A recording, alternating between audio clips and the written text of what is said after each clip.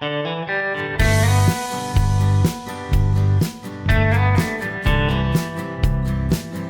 Friends, welcome to Madras சமையல். இன்றைக்கி நம்ம மெட்ராஸ் சமையலில் ரொம்ப சுலபமாக பண்ணக்கூடிய கேக் ரெசிபி எப்படி பண்ணுறதுன்னு பார்க்கலாம். இதுக்கு வந்து அவனோ குக்கரோ தேவையில்ல. சாதாரண ஒரு பேனில் நம்ம சூப்பராக சுலபமாக செஞ்சு முடிச்சிடலாம். இப்போ ஃபஸ்ட்டு வந்து கேக்குக்கு மாவு தயார் பண்ணிடலாம். அதுக்கு ஒரு மிக்சிங் பவுலில் ஒரு முட்டை சேர்த்துக்கோங்க. முட்டை சேர்க்க வேண்டாம்னு நினச்சிங்கன்னா முட்டைக்கு பதிலாக 1/4 கப் புளிக்காத கெட்டியான தயிர் சேர்த்துக்கோங்க. இதோட சேர்த்துடலாம். சேர்த்துட்டு இதை நல்லா பீட் பண்ணி வச்சுருங்க.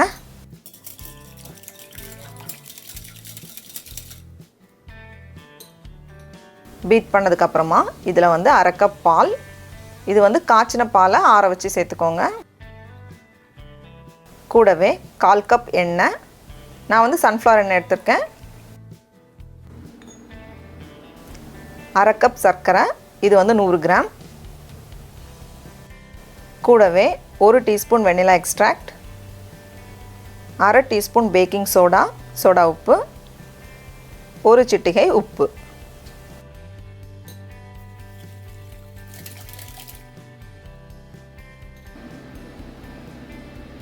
கலந்ததுக்கப்புறமா இதில் மைதா மாவு சேர்க்கலாம். 1 கப் மைதா மாவு, இது வந்து கிட்டத்தட்ட 130 கிராம். இப்போ எல்லாத்தையும் சேர்த்துட்டு இதை வந்து நல்லா கலந்துட வேண்டியது தான். எந்த வித கட்டியும் இல்லாத மாதிரி கலந்துக்கோங்க. அவ்வளோதான், கேக்குக்கு மாவு தயாராக இருக்குது.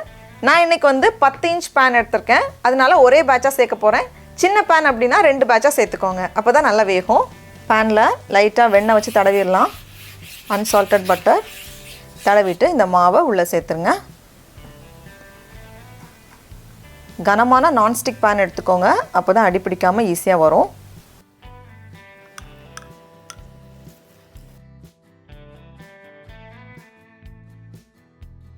மூடி வச்சுட்டு தீயை வந்து ரொம்ப குறைவான சூடு சிம்மில் வச்சுக்கோங்க. இல்லைனா சீக்கிரம் கீழே அடி பிடிச்சிடும். அதனால சிம்மில் வச்சுட்டு நம்ம இதை வந்து வேக வைக்கணும். மேலே வந்து லைட்டாக அந்த பபிள்ஸ் மாதிரியெல்லாம் வரும், ஓட்டையாக வரும். அது வரைக்கும் நம்ம இதை வந்து வேக வைக்கணும். இருக்கட்டும், சிம்மில் வச்சுக்கோங்க.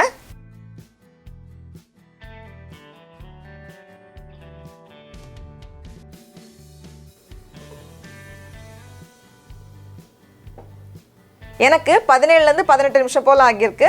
நம்ம வைக்கிற ஹீட்டை பொறுத்து 15லேருந்து 20 நிமிஷம் போல் ஆகலாம். அகலமான பேன் யூஸ் பண்ணதுனால நான் வந்து ஒன்றா பண்ணியிருக்கேன்.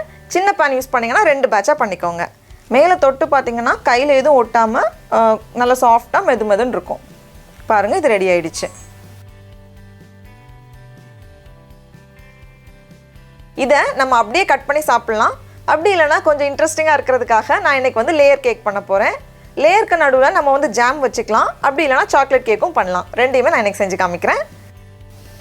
இப்போ இதை வந்து பேன்லேருந்து எடுத்து மாற்றிடலாம். இப்போ ஒரு பாத்திரத்தோட மூடி இல்லை ஏதாவது வச்சு சின்ன ரவுண்ட் மாதிரி பண்ண போகிறேன்.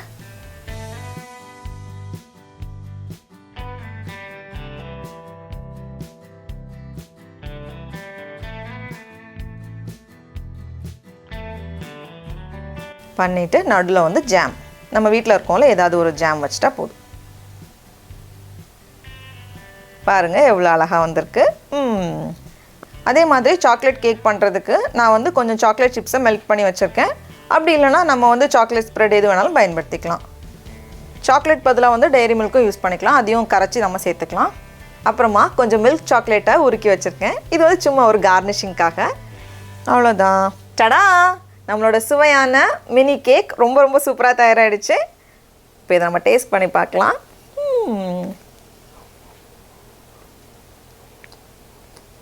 ரொம்ப சாஃப்டாக ரொம்ப சூப்பராக இருக்குது. இதை வந்து நம்ம தவால பண்ணோன்னு சொன்னால் யாருமே நம்ப மாட்டாங்க. அப்படியே பேக்கரியில் வாங்குற மாதிரியே சாஃப்டாக சூப்பராக இருக்குது. நீங்களும் கண்டிப்பாக இந்த கேக்கை வீட்டில் செஞ்சு பாருங்கள். உங்களுக்கு இந்த வீடியோ பிடிச்சிருந்துச்சுன்னா மெட்ராஸ் சமையலுக்கு சப்ஸ்கிரைப் பண்ணுங்கள். நான் சுவை எறும்புகள் மலரட்டும்.